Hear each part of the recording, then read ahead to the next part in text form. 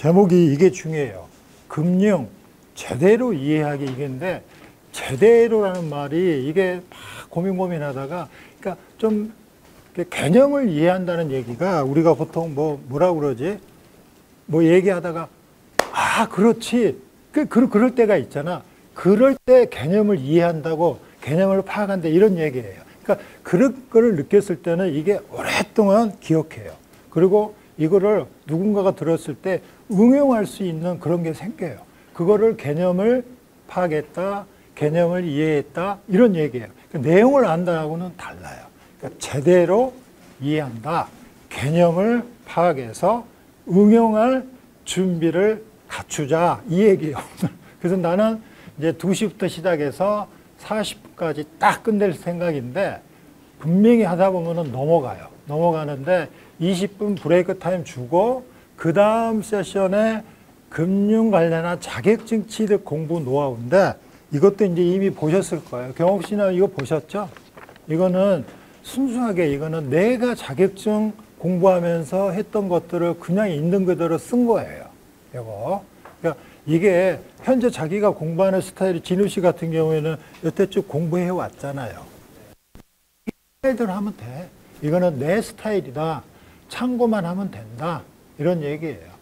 그래서 혹시라도 나는 이렇게 했는데 왜 저러지 그럴 필요는 없어요. 그냥 객관적으로 이렇게 공부했구나. 그런데 지금까지 내가 한 15년 된대요. 어떤 자격증 공부할 때 썼던 방법인데 이거를 내가 요약 정리해서 다 이렇게 아는 사람 후배 주고 그 사람들의 내 스타일대로 공부해서 떨어진 적이 없어요.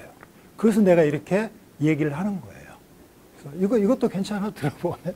근데 이거는 40분이 아니라 내가 압축하면 한 20분, 25분 될 거예요. 그러면은 이거 부족한 시간을 뒤에 내가 좀 더 이야기할 수도 있어요. 이야기도 할 수도 있어. 그럼 되고. 그럼 여튼 편하게 나는 편하고 기분이 좋은데 여러분들이 불편하면은 어쩔 수 없죠. 강의실이 좀 불편할 수도 있을 거예요. 이게 집에서 편안하게 수강하고 막 하다가 강의실에서 하는데 혹시 내가 높아심에서 여튼 아무리 짧은 강의여도 듣다 보면 졸려요. 그럴 땐 그냥 편하게 자요. 편하게 주무세요. 아니 전혀 개의치 않아요. 이게 생리적인 현상인데 나도 마찬가지야. 내가 어디 강의 들으면 나도 졸리면 그냥 자요. 근데 이제 이게 공개적으로 이게 다 오픈되어 있잖아. 그래서 그냥 요령껏 자면 되고 교수님이 좀 민망하다. 내가 자면은 그러면은 이렇게 막 졸립잖아요. 그러면 일어서서 들으면 돼. 이렇게 일어서서 들으면 잠이 깨요. 잠이 깨고 또 하나 이게 이제 내가 얘기하다가 혹시 이렇게 지나친 언행이나 이런 거 할 수도 있어요. 그냥 너그럽게 이해해주고 또 표현도 좀 강하게 얘기할 수도 있어요. 그러니까 이런 이론적인 용어 안 쓰려고 그래요. 그냥 우리가 그냥 카페에서 이렇게 얘기하던 그런 식으로 얘기할 거니까 그냥 좀 그러다 보면 내가 좀 그러니까 말을 좀 지나치게 할 수도 있는데 그럴 수도 있겠다 이렇게 이해하시고 그러다 보면은 이제 궁금한 게 팍 떠올라요. 이해 안 되는 것도 떠오르고 그럴 때는 가감하게 물어보세요. 괜찮아요. 가감하게. 시간이 지나면 잊어버리거든. 그러니까 손을 올려서 무조건 질문하세요. 질문하고 그걸 내가 받아서 이따 브레이크 타임 때 얘기해주고 그렇게 할게요. 그래서 이런 질문하면 내가 좀 쪽팔리지 않을까? 전혀 노 프로블럼.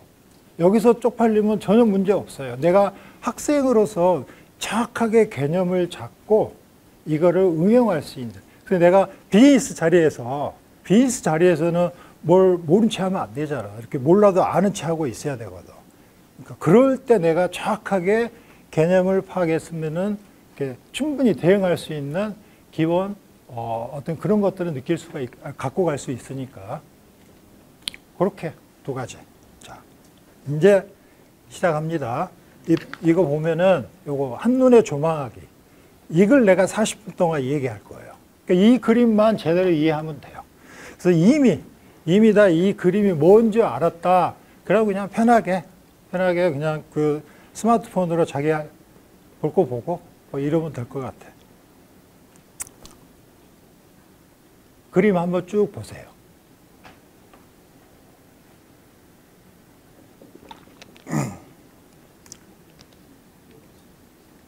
그림에 나와 있는 것 중에 단어 중에 혹시 이해 안 되는 거 있어요? 이해 안 되는 거 들었던 얘기잖아, 다. 근데 명확하게 개념만 내가 이게 뭐더라, 뭐 깊이 들어가면은 누구랑 얘기할 때 정확하게 자기가 개념을 잡고 있으면 흔들리지가 않는데, 그러니까 그걸 잡자는 얘기예요. 그러니까 좀 하다 보면은 딱딱할 수도 있는데, 여튼 모르겠어. 한번 해볼게요. 이제 쉬운 애로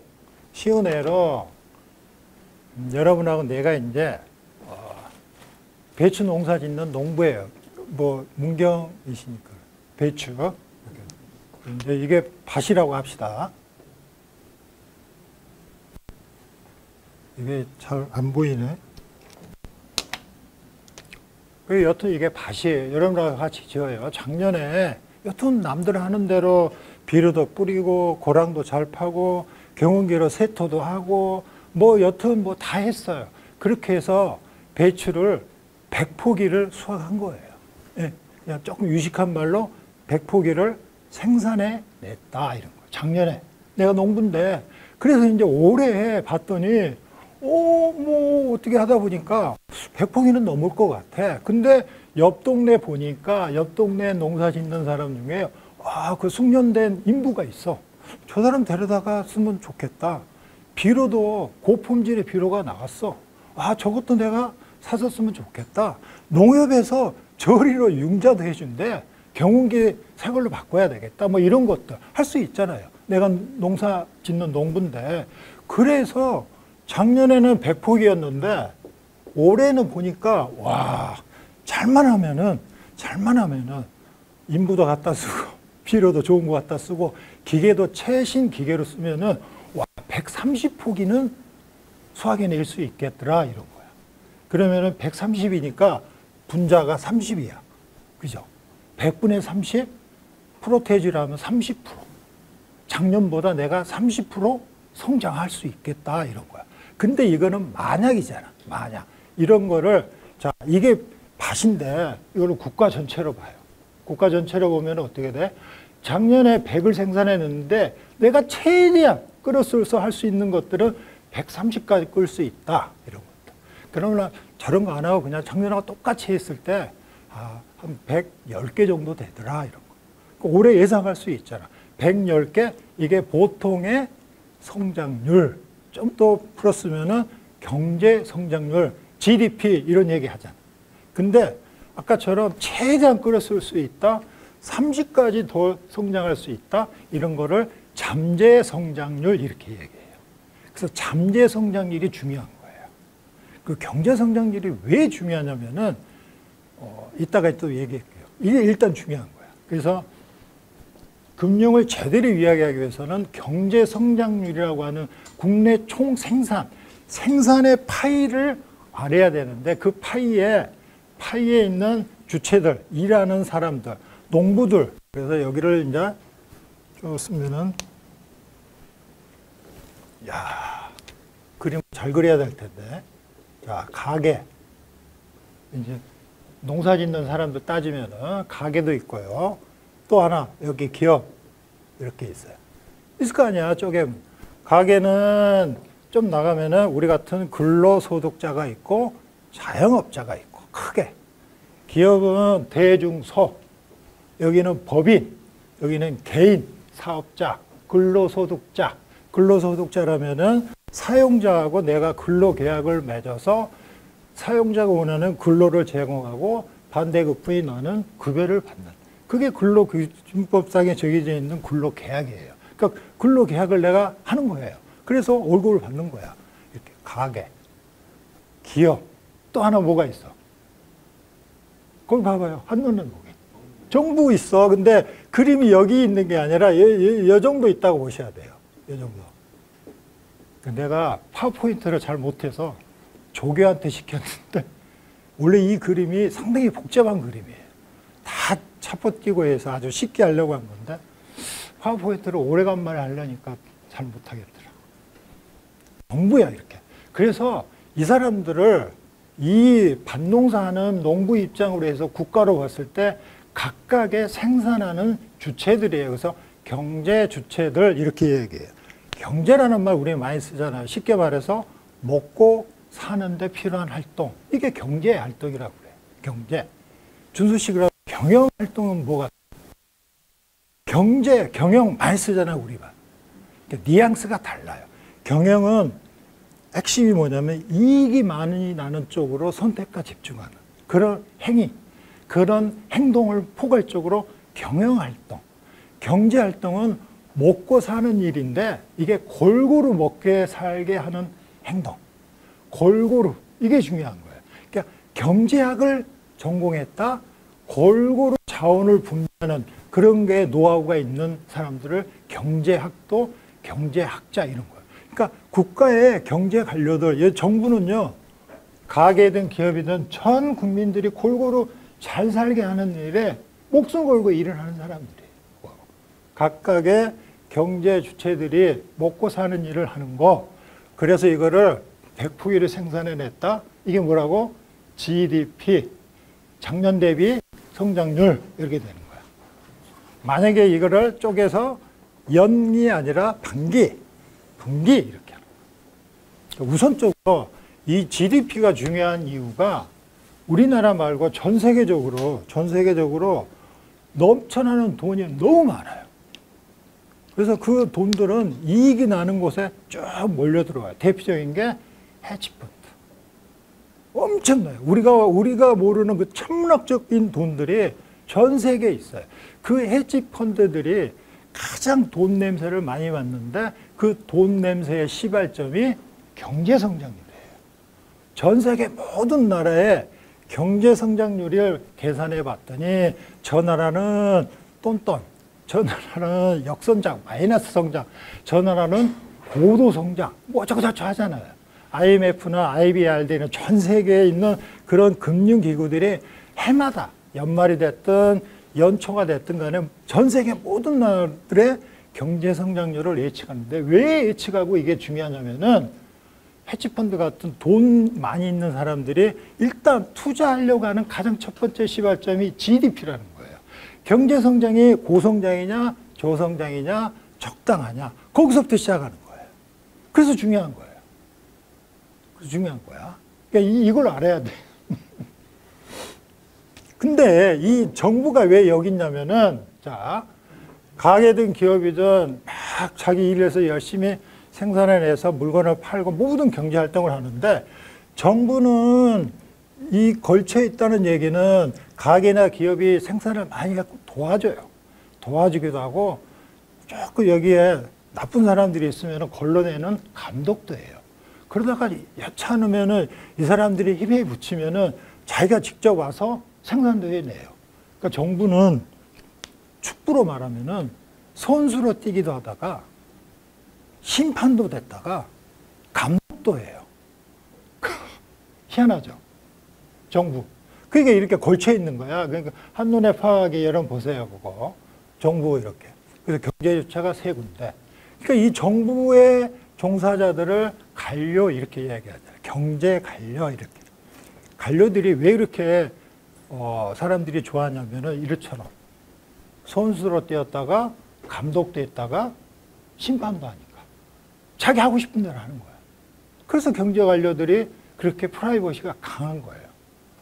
이거는 우리나라의 전통적인 조선시대의 양관시대 때 일단은 관료가 돼야 그 집안이 가문이 성대하거든.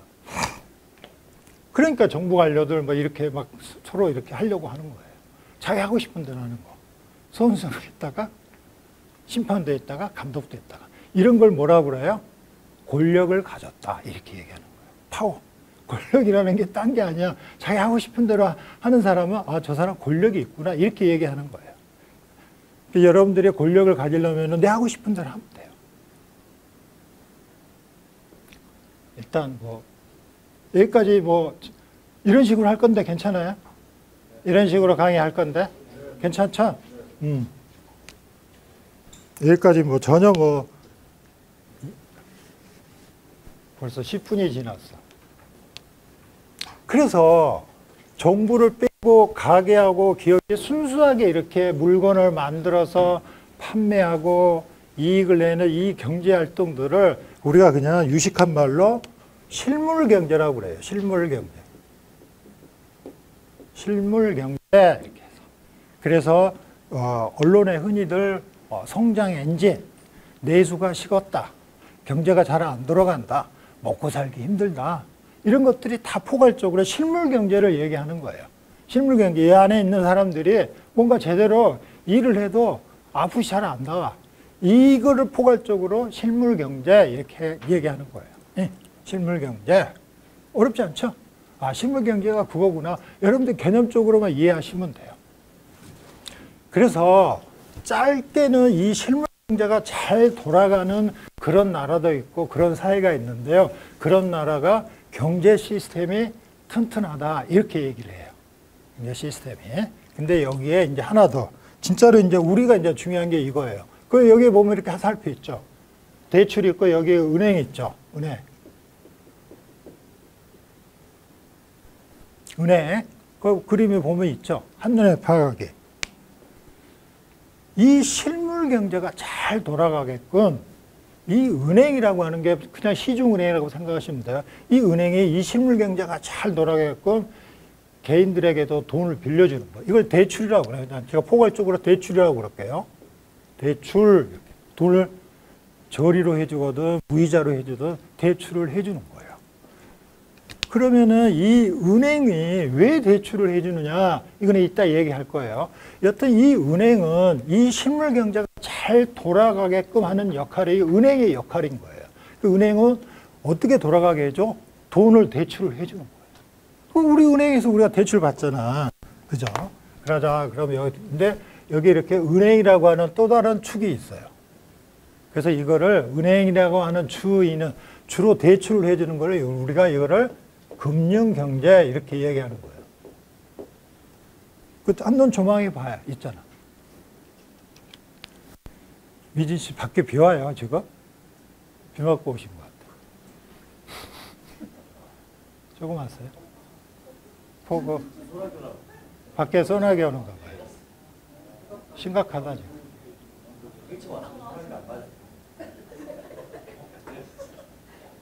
그러니까 좀 일찍 오지. 일찍 오지. 아유, 어떻게.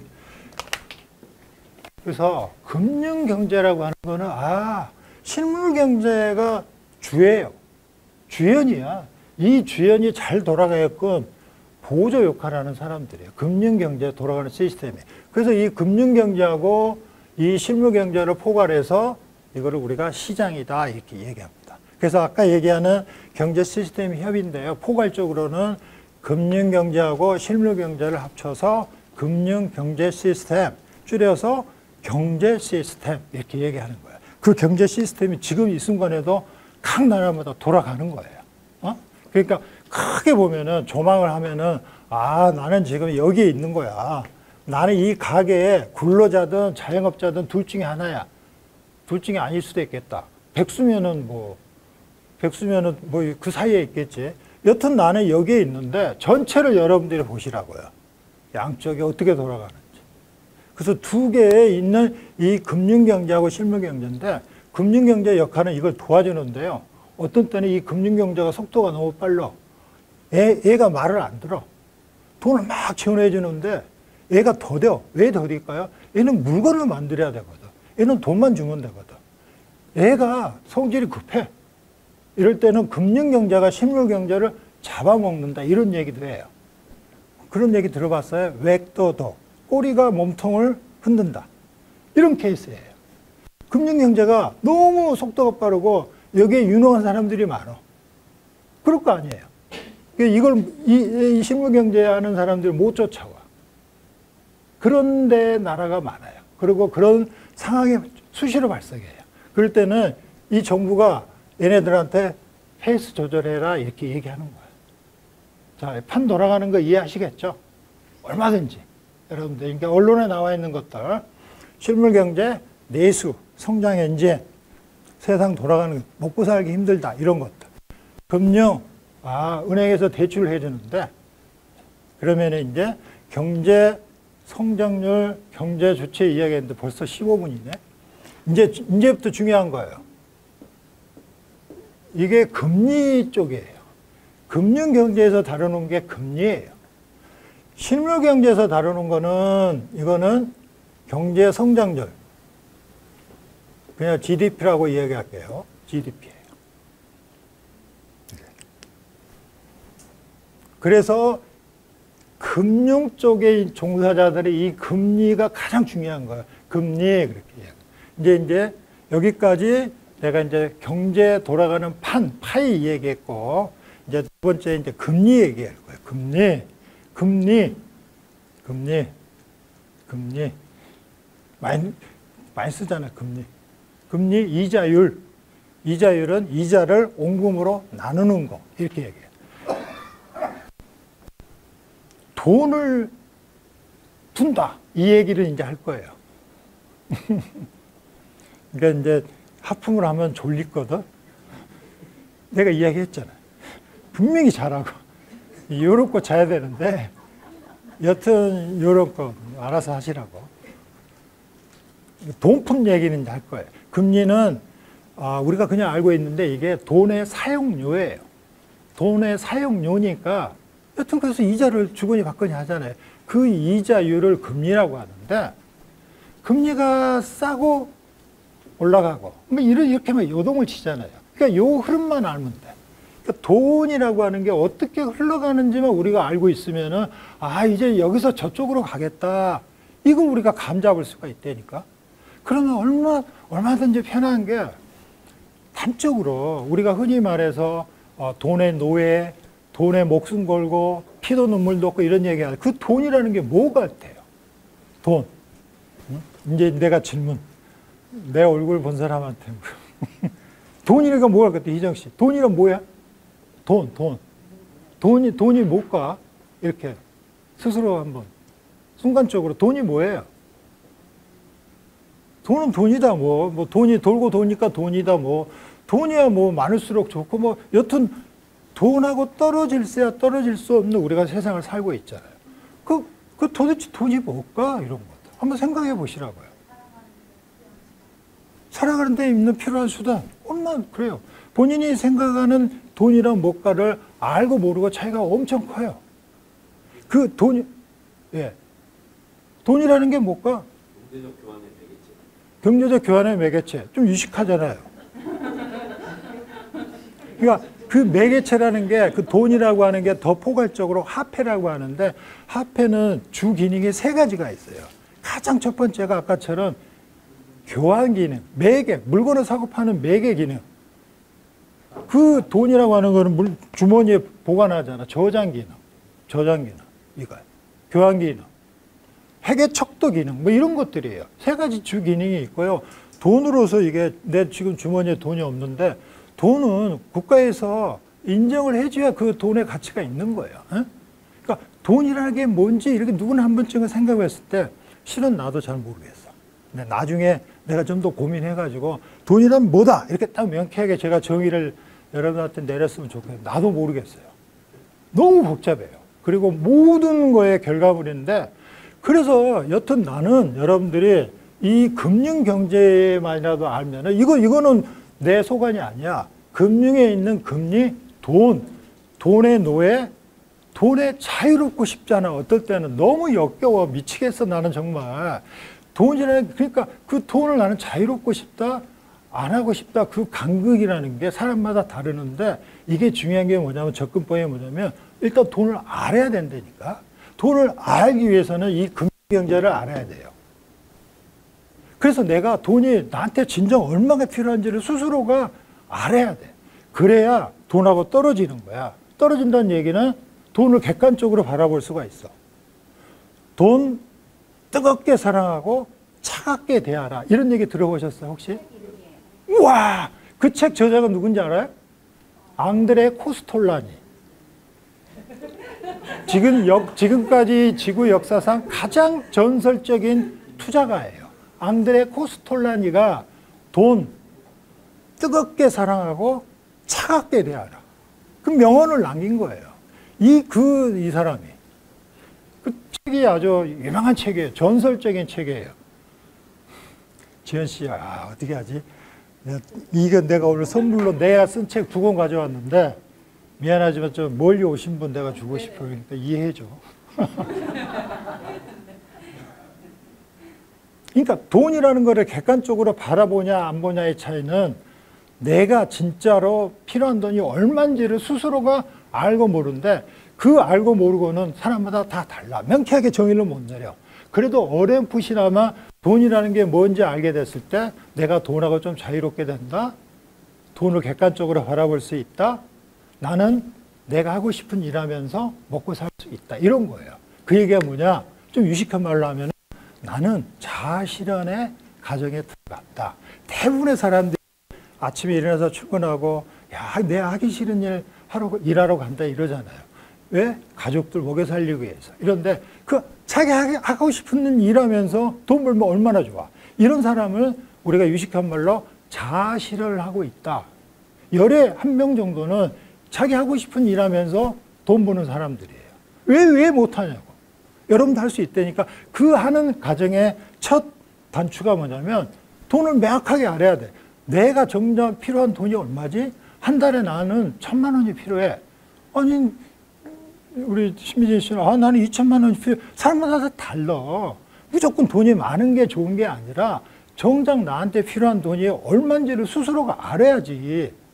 결혼했으면 남편하고 아내하고 해서 나는 500만 원이야. 500만 원이면 충분해. 그래야 나머지를 자기가 하고 싶은 일하면서 산다니까. 나는 500만 원이다, 1,000만 원이다. 이거는 어떻게 해야 돼? 이쪽 돌아가는 걸 알아야 돼요. 알아야 조금이라도 개념을 잡고 돈이라는 게 뭐구나 이런 겁니다. 그래서 이제 돈이 어떻게 풀어지고 돌아가는지 이제 얘기할 거예요. 응? 이거 필요하잖아. 알아두면 좋잖아. 자, 돈. 그래서 이제 내가 얘기했던 거 큰 은행의 은행은 중앙은행. 중앙은행이라고 그러죠. 우리나라면 한국은행. 그래서 한국은행이 돈을 풀어요, 일단. 그러니까 돈을 푸는 주체가 크게 경로가 2가지예요. 한국은행에서 진짜 돈을 찍어. 화폐 제조사에서 돈 찍어서 막 그 TV 보면 나오잖아요. 그렇게 해서 푸는 방법이 있고, 2번째가 이 정부가 돈을 찍을 수 없으니까 한국은행에다가 이거 돈 찍어줘 이렇게 부탁하는 거예요. 대신에 증서를 남겨요. 그런 걸 뭐라고 그래? 국가가 일단 돈을 먼저 한국은행에서 빌리는 거예요. 빌리고 그 돈을 푸는 거예요. 가게나 기업에게. 그래서 이 정부는 빚을 지고 있는 거지. 그거를 그래서 언제 갚아줄게. 그래서 국가가 발행한 채무증서다 해서 채권. 근데 국가니까 국채. 채권이라고 하는 게 채권을 주는 말인데 채무증권이에요. 빚이에요. 빚.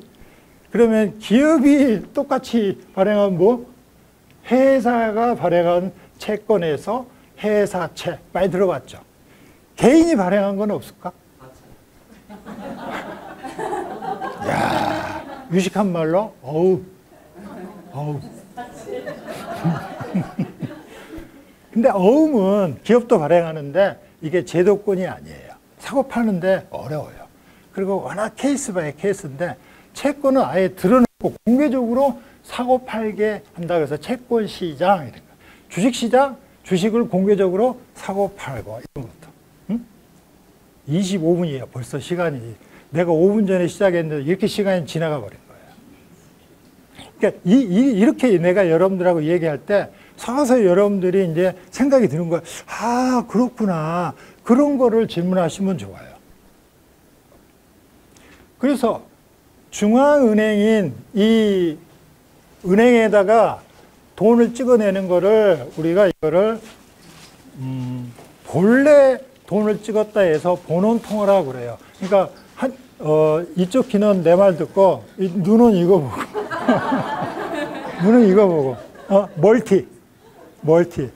이 스마트폰이요 사람을 그렇게 사람을 만든 거예요. 스마트폰이 없었을 때는 상상도 못할 일들을 지금 하고 있는 거예요. 이걸 뭐라고 그래요? 양손잡이가 아니라 이제는 세 손잡이, 네 손잡이. 스마트폰으로 하면서 얘기하고 음악 듣고 그다음에 뭐 운동하고 뭐 여튼 이게 그렇게 세상을 바꾸는 그렇게 하세요.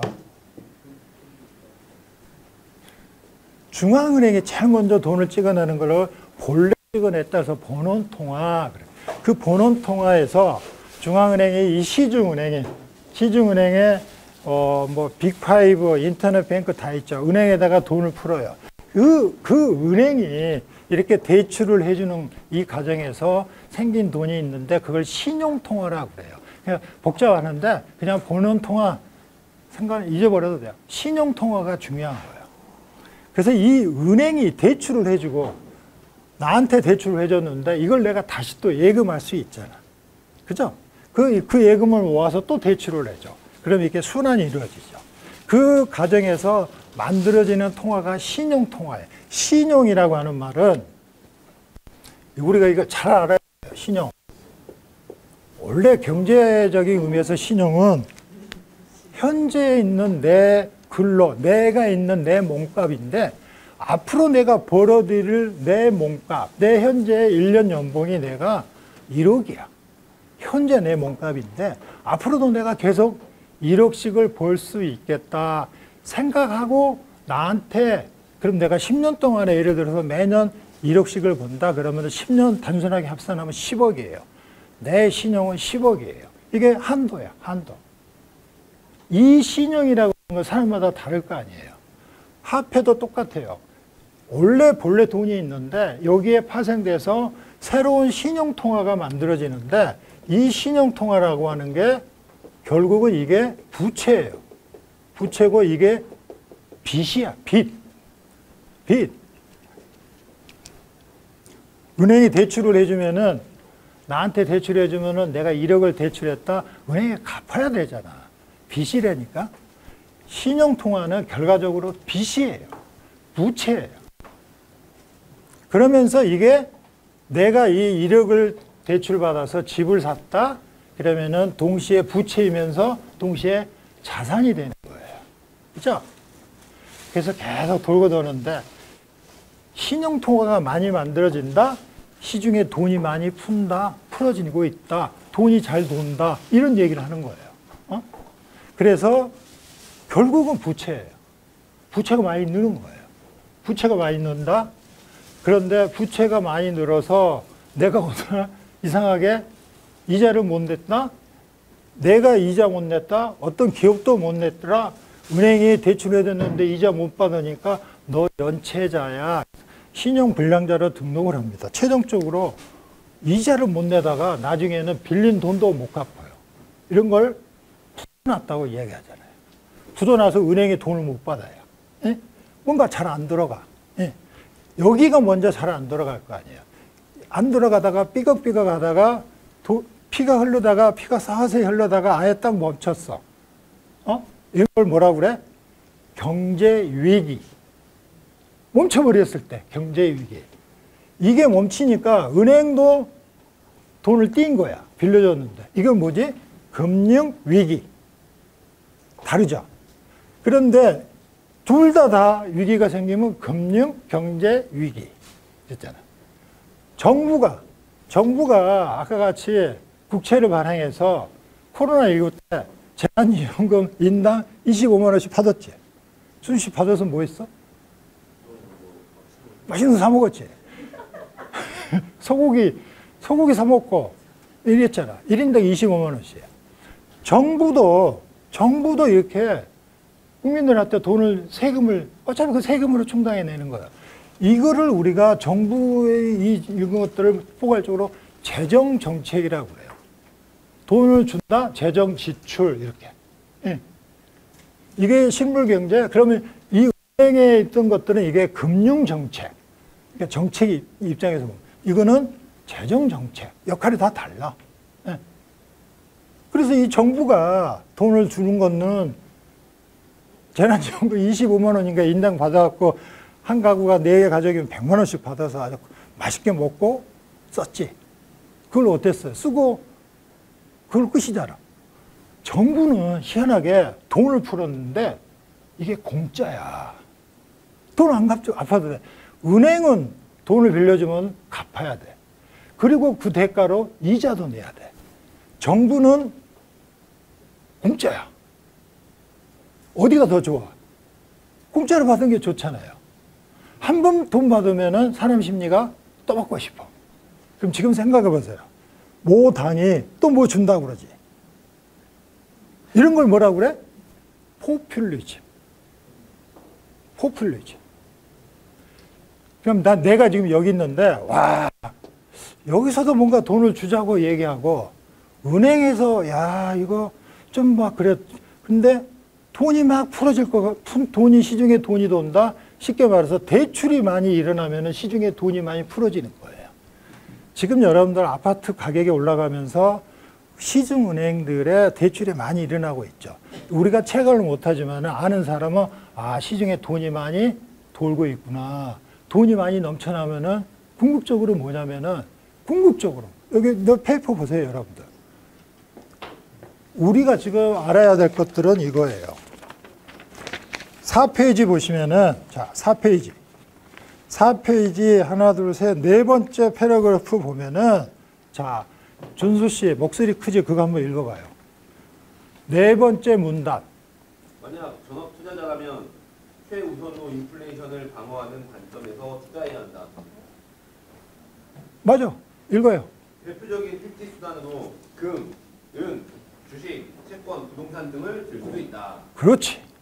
이게 여러분들이 꼭 알아야 될 내용인 거예요.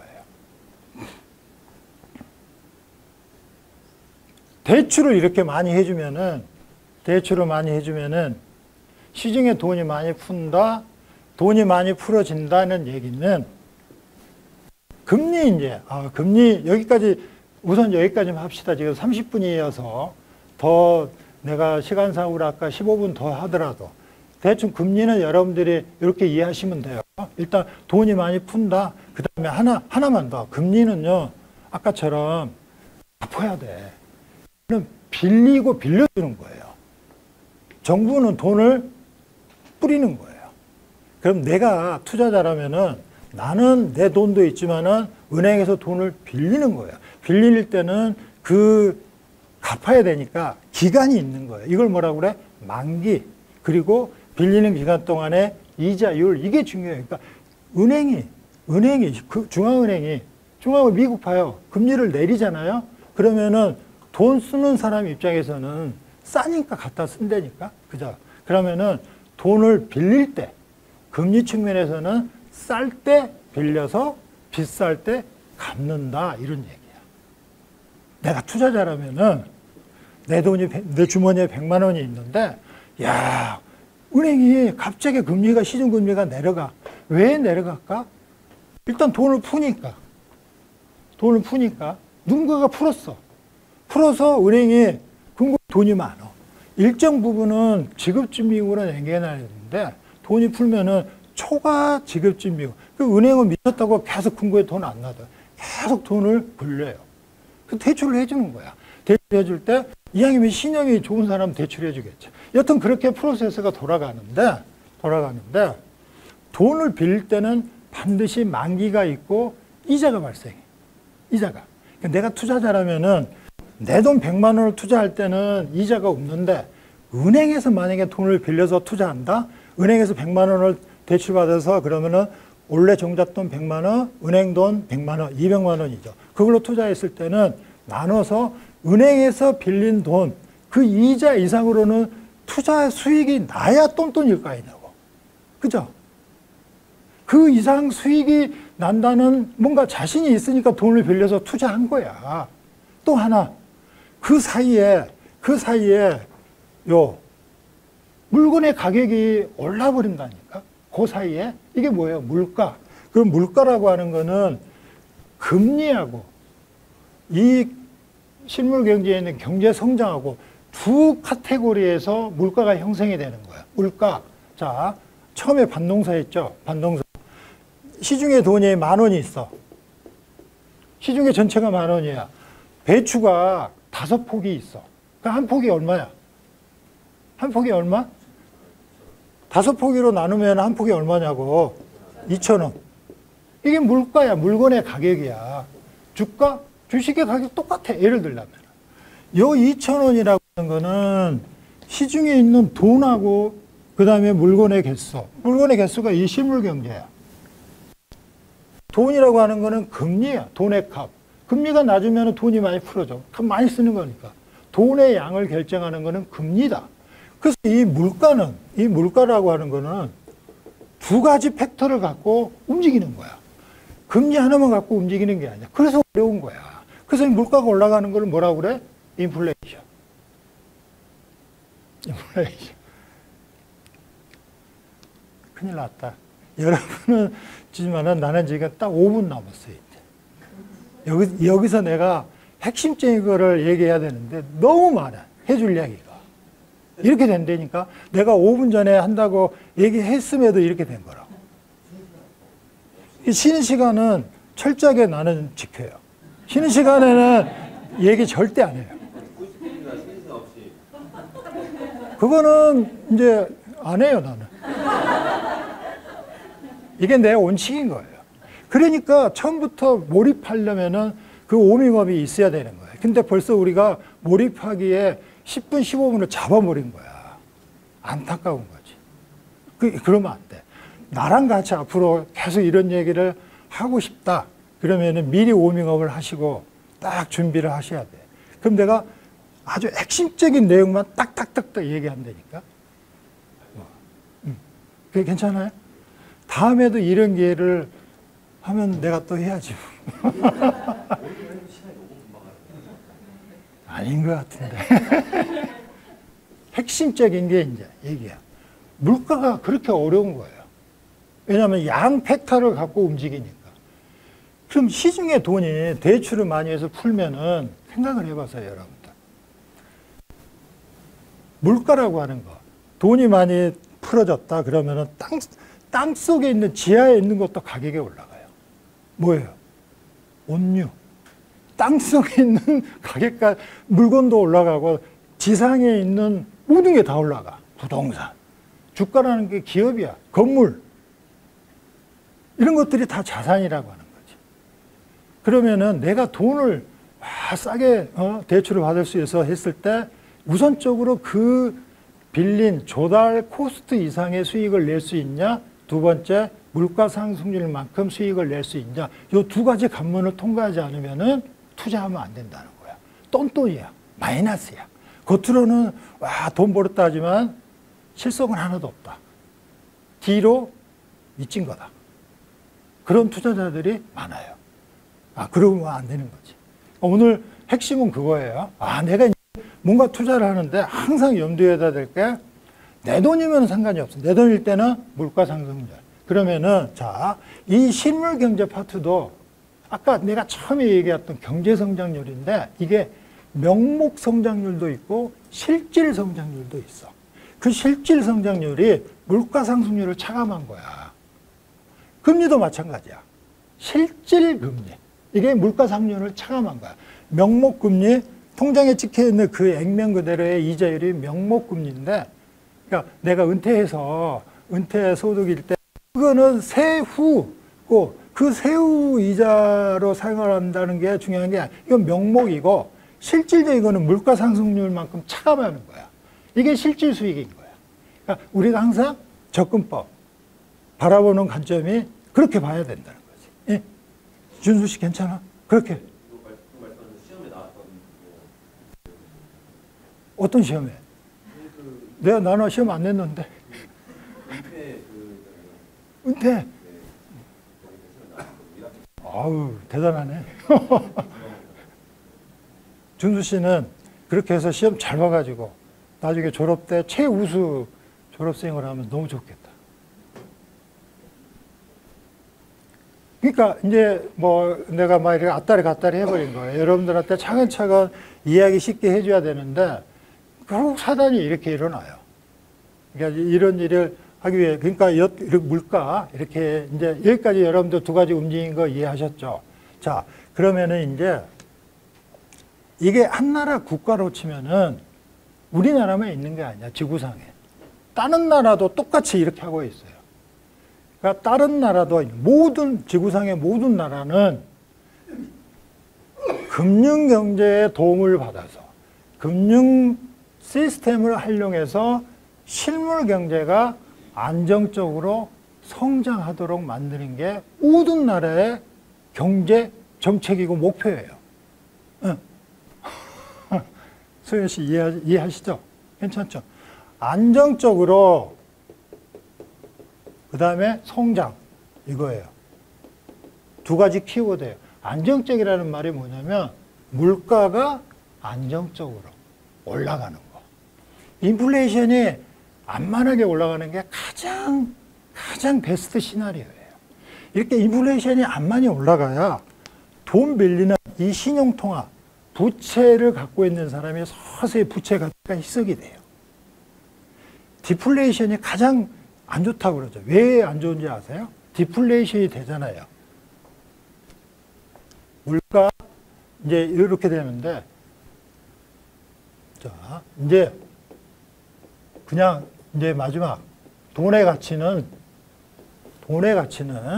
자, 크게 보면은 금리라고 하는 이 금융 경제 파트하고 그다음에 이 실물 경제에 있는 GDP 이 두 가지 관계하고의 형성이 돼요. 이게. 예? 요게. 우리나라의 돈의 가치는 금리하고 GDP. 만약에 경제 성장률이 작년에 배추했듯이 올해 약간 성장률이 좋다. 그럼 뭐예요? 금리를 이렇게 올려요. 금리하고 GDP가 같이 이렇게 삽바싸움을 해요. 경제 성장률, 내수가 좀 안 좋을 것 같다. 성장 엔진이 멈출 것 같다. 그러면 금리도 덩달아서 내려와요. 내려야 돼요. 그래야 이게 균형을 유지하는 거예요. 그래서 그 나라의 돈의 가치가 형성이 되는 거예요. 이게 우리나라뿐만이 아니라 그럼 외국도 마찬가지예요. 국가와 국가 간의 돈의 가치를 비교한 게 자연스럽게 환율이 나온 거예요. 환율. 그래서 이 국가에서 운영하고 있는 이 돈의 가치가 금리하고 GDP 경제성장률인데 두 가지의 밀당에 따라서 다른 나라 돈의 가치하고 비교했더니 나온 게 환율이다 이거예요. 그래서 환율은 남의 나라 돈의 가격 이렇게 이해하시면 돼요. 우리나라 돈의 가격은 금리. 우리나라 돈의 가격이 예를 들어서 금리가 5%였다. 다른 나라에 미국에 쉽게 말해서 여기는 10%였다. 그러면은 환율이 2배라는 거예요. 왜냐하면 이 나라 돈의 가격이 비싸잖아. 그럼 내가 처음에 뭐라고 그랬어요? 돈은 쌀 때 빌려서 비쌀 때 갚아라. 물건은, 주식은 쌀 때 사서 비쌀 때 팔아라. 빌리고 투자하고 이 개념이 다른 거예요. 네?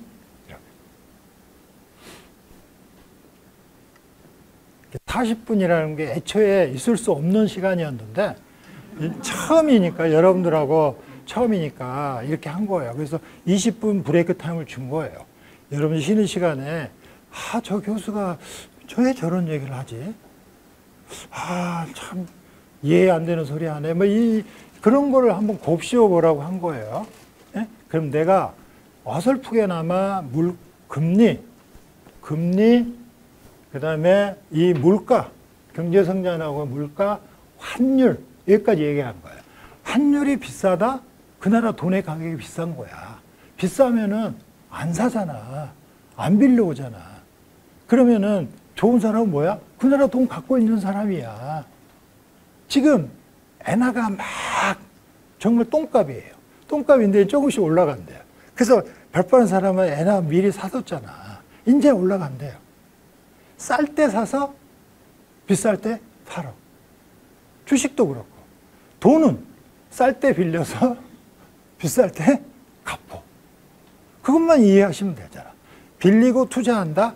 개념이 다르다. 접근법이. 응? 그러니까 금융 이야기까지 이렇게 내가 쭉 기본적으로 오늘 하고, 금융 제대로 이해하기. 이거예요. 금융 제대로 이해하기. 짧은 시간이지만은 조금 이해됐나요? 아닌 것 같은데.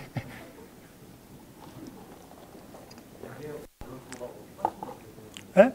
아니 돈을 갖다가 쌀 때 빌려서 비쌀 때 갚아라 그러면 그 예. 얘기가 안 되는데 예, 이거 어떤 게 왜 안 되는 거예요? 아니 돈을 빌릴 때 싸서 빌렸는데 예. 갚을 때는 이자를 더 많이 주고 갚아야 된다는 얘기 아니에요? 아, 금리가 비싸지면 이자율이 올라가면은 갚아야죠. 예. 맞습니다. 쌀 때 이거를 운영해서. 나는 쌀때 그걸 사가지고 예. 비쌀 때 팔라. 알았습니다. 맞아요. 그래요? 예. 지금은 돈이 비쌀 때입니까, 쌀 때입니까? 지금은 이게 이제 사이클이 있어서 지금이 언제냐 이게 달라요. 그죠? 그러니까 우리는 이제 흐름을 얘기해야 돼요. 흐름. 그 흐름을 사이클을 가지고 야 이제는 내려갈 때냐 내려가. 근데 지금 미국이 금리 인하한다고 그러잖아요. 쌀 때야. 당연히 쌀 때야. 자 잠깐만. 내가 이따가 질문할 시간 아까부터 무조건 질문하라 하세요.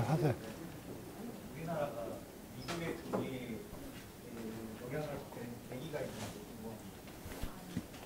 진우 씨는 집안에서 제일 파워가 센 사람이 누구예요? 아버지가 야 너 일찍 들어와 그러면은 늦게 들어오면 혼나죠.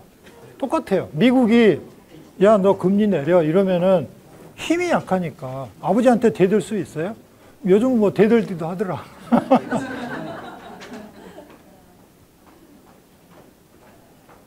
하나 더 이제 얘기할 거 많은데 원래 돈은 화폐는 그 전에 물물 교환을 했었잖아요. 어? 물물 교환하다가 이제 화폐라고 하는 이게 이제 남기면서 여러 가지 좋은 기능이 있어야 하는데 화폐를 원래 찍어낼 때는 무한정 찍어낼 수가 없어요. 그 대신에 금이라는 걸로 있어서 금하고 바꿔줄 수 있을 만큼만 화폐를 찍어낸 거예요. 네. 오케이. 근본이제. 지금은 근본이제 아니에요. 그래요. 미국이 그렇게 나쁜 나라예요. 근데 이제 언행을 이렇게 하지만 왜 나쁜 나라냐면 미국이 근본이제를 없애버렸어요. 왜 없앴냐? 근거에 이제 금이 없거든. 60년대 베트남 전쟁하면서 생각지도 않게 전쟁이 길어졌어요. 거기에 모든 돈을 쏟아부었어요. 계속 무기를 만들어야 돼요. 근데 근거에 금이 근본이제를 하자고 다 같이 이렇게 서로 약속을 했는데 아이고 금도 없어 이제 큰일 났어. 무기는 만들어야 돼. 에라 모르겠다. 만들자 이런 거야. 그거를 금도 없이 이제 금이 있는 척 한 거야. 야 금이 있어 이렇게. 그걸 누가 발견해? 프랑스 드골 대통령이 야 너 금도 없으면서 이렇게 돈을 찍어내면 어떡해? 미국의 닉슨 대통령이 아니야 뭔 소리야 와서 보라고 근거에 결국에는 없으니까 배째라 나온 거야. 그래 나 금 없이 돈 찍었어. 뭐 어쩔래? 한번 붙어볼래? 그 꼼짝없이 들어갔잖아. 그 다음부터는 근본이자가 없어지고 금 대신에 달러. 그래서 달러 본이자 60년이라는 세월이 흘렀어요. 그 60년 동안에 미국이 정말 재밌게 산 거지. 그 미국은 돈 무한정 찍어내는 거야. 코로나19 때 미국의 은행, 정부 찍어낸 게 천문학적인 돈이에요. 그렇게 돈을 찍어내도 미국은 인플레이션에 전혀 관련을 안 해요. 그 인플레이션이 다 어디로 넘어오냐? 못 사는 나라로. 남미 쪽, 아프리카. 우리나라는 좀 위태위태 하잖아요. 그 인플레이션, 물가가 올라가면은, 그래. 기름값 많이 오르면은 차 안 몰고 다니면 되잖아요. 전철 타고 다니면 되잖아. 근데 내가 만약에 택시기사였어. 내 본업이 택시기사야. 유가 오른다고 해서 내가 그거 택시 못 몰 수 없잖아. 이게 내 주업인데. 이런 걸 뭐라고 그래? 필수제. 아무리 가격이 올라도. 그러니까 의식주 관련한 것들은 아무리 가격이 올라도 그 의식주라고 사야 돼. 집값 아무리 올라도 내가 길거리에서 노숙할 수는 없잖아. 그런 필수제가 곳곳에 있는 거예요. 그러니까 물가상승이 인플레이션이 그렇게 무서운 거예요. 미국은 돈을 그렇게 찍어내는데도 룰루랄라 하고 있잖아, 지금. 아주 심각한 거예요. 미국하고 우리나라하고는 아니라 뭐 전 세계적으로 그럴 수밖에 없죠. 힘이 센 나라가. 이제 딱 시간이 됐고 충분히 지나버렸어요. 아까 질문이어서 하는 거고 좀 쉬었다가 뭐 10분 내가 브레이크 타임을 잡아버렸으니까 하고 이제 3시에 3시에 자격증 관련한 거 하는데 요거 내가 못한 이야기가 좀 있어요. 금융 관련한 거 요거 너무 막 급하게 내가 진도를 나가버려서 그래서 요거 내가 한 10분 정도 더 이야기할 때 그때 여러분들이 개념 잡고 그리고 나서 이제 요거 금융 요 공부하는 방법 요거 그렇게 이야기하도록 합시다.